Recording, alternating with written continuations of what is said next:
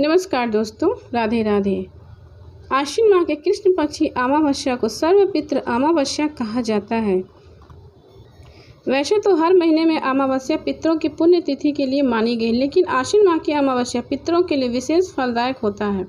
इस तिथि को समस्त पितरों का विसर्जन करते हैं। सर्वपित्र अमावस्या के दिन सभी पितरों का तर्पण श्राद्ध करना शुभ होता है। जिनके जातकों को अपने पितरों की मृत्यु की तिथि याद न हो, वह सर्वपित्र अमावस्या के दिन श्राद्ध कर सकते हैं।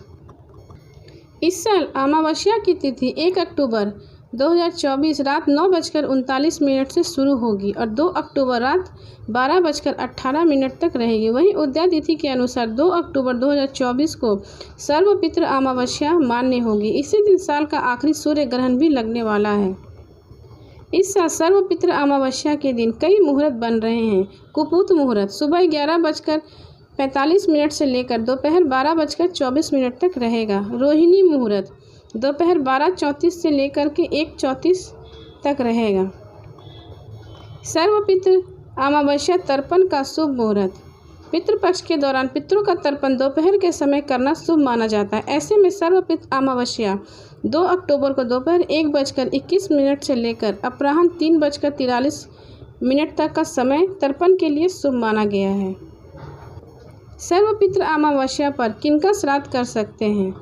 इस दिन पितरों का तर्पण श्राद्ध करना शुभ होता है। जिनके जातकों को अपने पितरों की मृत्यु की तिथि याद न हो, वह सर्वपित्र अमावस्या के दिन उनका श्राद्ध कर सकते हैं। शास्त्रों में कहा गया है कि जब सूर्य कन्या राशि में प्रवेश करता है तो पितर पूर्वज अपने पुत्र पौत्र के यहाँ निश्चित रूप से आते हैं। विशेषकर आश्विन मास के अमावस्या के दिन वह दरवाजे पर आकर बैठ जाते हैं। उस दिन उनका तर्पण श्राद्ध आदि क्रियाएं नहीं होने पर वह अपने पुत्र और पौत्रों को आशीर्वाद देने की जगह नाराज हो जाते हैं। इसलिए सभी को अपने अपने पूर्वजों की तृप्ति करनी चाहिए। इस प्रकार तर्पण से समस्त ब्रह्मांड का भी कल्याण होता है। बिना कुश पहने केवल हाथ में तर्पण नहीं करना चाहिए। जिन पितरों की पुण्यतिथि अपने परिजनों को ज्ञात ना हो या किसी कारणवश जिनका श्राद्ध तर्पण पृथ्वी पर पक्ष के 15 दिनों में नहीं हो पाता, वह उनका श्राद्ध तर्पण इसी अमावस्या के दिन कर सकते हैं। आश्विन माह की अमावस्या ये 15 दिन पितरों का तर्पण, पिंडदान और श्राद्ध कर्म के लिए विशेष महत्व है। कहते हैं यमराज साल में इन 15 दिनों के लिए पितरों को धरती पर भेजते हैं। पितर धरती पर आकर अपने वंशज से अन्न जल ग्रहण करते हैं। इससे उन्हें तृप्ति प्राप्त होती है। पितृपक्ष का सबसे अहम दिन माना जाता है सर्वपित्र अमावस्या। इस दिन पितरों को विदा किया जाता है। सर्वपित्र अमावस्या के दिन सूर्य ग्रहण का साया मंडरा रहा है। सूर्य ग्रहण 1 अक्टूबर को रात 9:40 से लेकर 2 अक्टूबर को मध्य रात्रि 3:17 तक रहेगा। सूर्य ग्रहण रात में लगेगा, इसलिए इसे भारत में दिखाई नहीं देगा। ऐसे में सर्वपित्र अमावस्या पर सूर्य ग्रहण का और तर्पण और श्राद्ध कर्म में कोई बाधा नहीं आएगी।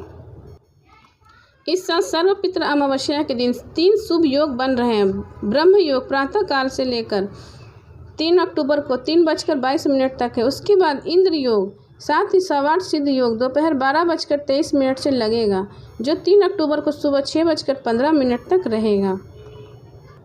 सर्वपित्र अमावस्या पर यदि आप किसी नदी के किनारे नहीं जा सकते तो घर पर ऐसे करें श्राद्ध और तर्पण। सर्वपित्र अमावस्या को सुबह जल्दी उठकर सभी कामों से उठकर स्नान कर लें।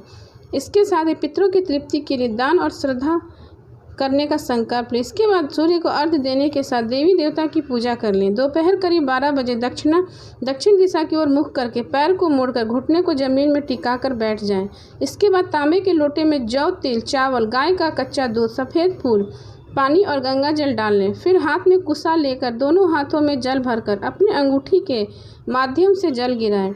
इस तरह करीब 11 बार करें और अपने पितरों का ध्यान करते रहें। इसके बाद पितरों को भोग लगाएं। इसके लिए एक गाय के गोबर के कंडे को जलाएं और उसमें गुड़, घी, खीर, पूरी अर्पित करें। इसके बाद हथेली में जल लेकर अंगूठे के माध्यम से पितरों को जल अर्पित करें। इसके बाद गाय, कुत्ते, कौवे, चींटी और देवता को अलग अलग भोजन निकाल दें। अंत में अपना दान दक्षिणा करने के साथ जरूरतमंदों को भोजन कराएं। इस तरह से सर्वपित्र अमावस्या के दिन इन सभी कर्मों को करके आप अपने पितरों को खुश कर सकते हैं और उन्हें मोक्ष की प्राप्ति दे सकते हैं।